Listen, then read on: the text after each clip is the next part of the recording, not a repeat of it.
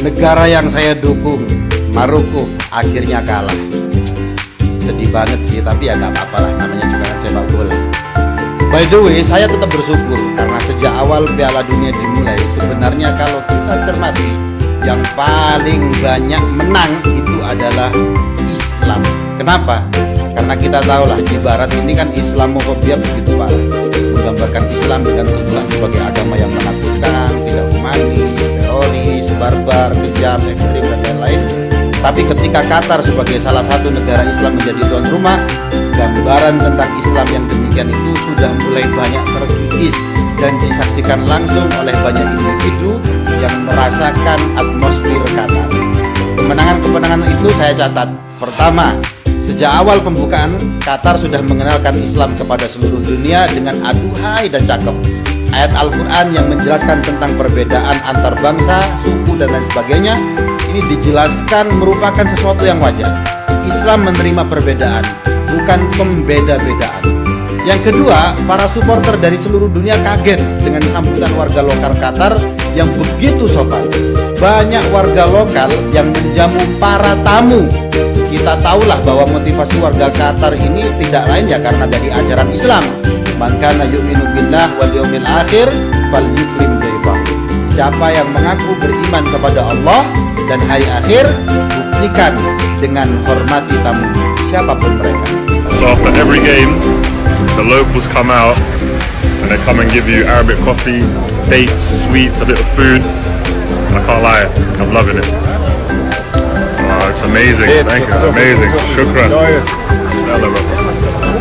Thank you, brother. Thank you. Look at this. Thank you. It's the people of Qatar. We've just come out of the game, and the people on the side of the road are giving us just food and water for free. Thank you so much. The coffee, the Arabic coffee. We just come out of the game, and the people on the side of the road are giving us just. Kemenangan yang ketiga, banyak para supporter non-muslim kepo berat dengan Islam. Akhirnya mereka mengunjungi masjid-masjid yang ada di Qatar. Yang tentu hal ini akan disambut dengan penjelasan-penjelasan tentang Islam yang membuat mereka kagum dan salut. Bahkan tidak sedikit dari mereka yang akhirnya bersyahadat. A las 5 de la mañana están rezando acá, escuchen.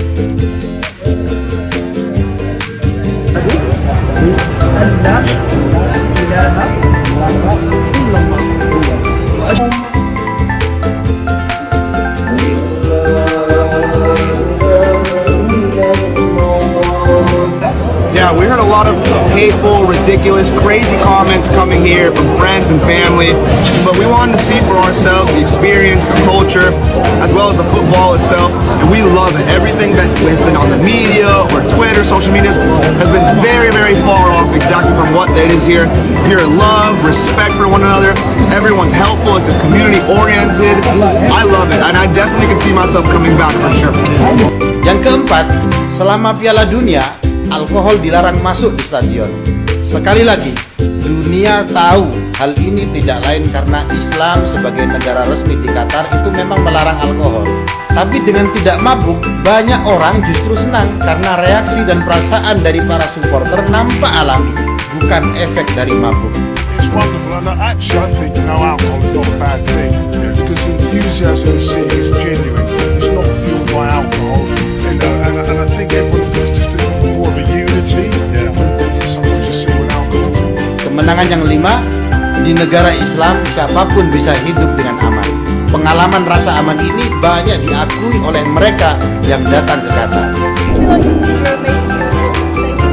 Yeah, definitely, yeah. Because there's no alcohol involved, feels really safe. Yeah, brilliant. Pues es demasiado, en los estadios es muy seguro, pues tú no ves que alguien te toque, o sea, la gente es súper respetuosa. Yang keenam, di Barat sering digambarkan bahwa hijab yang dikenakan oleh muslimah adalah bentuk pengekangan terhadap hak-hak hidup bebas. Tapi setelah di Qatar dan banyak perempuan yang mencicipi langsung pengalaman bagaimana berbusana dengan hijab ala-ala seorang muslimah, justru mereka malah happy. Ternyata pakai hijab ya asik-asik saja lah.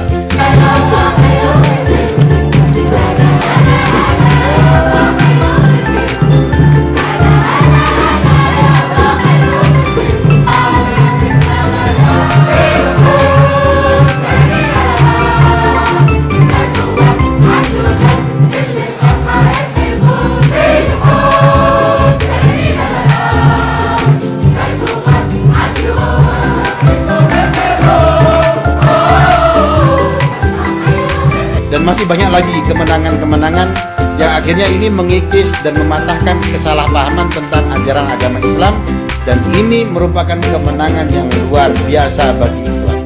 Akhirnya, terima kasih Maroko atas pertunjukan baikmu. Banyak orang bilang, "Alah bro, ini kan cuma sepak bola, gak usah lah bawa-bawa semangat keberagamaan." Enggak. Dalam Piala Dunia kali ini, Maroko mempertontonkan banyak hal.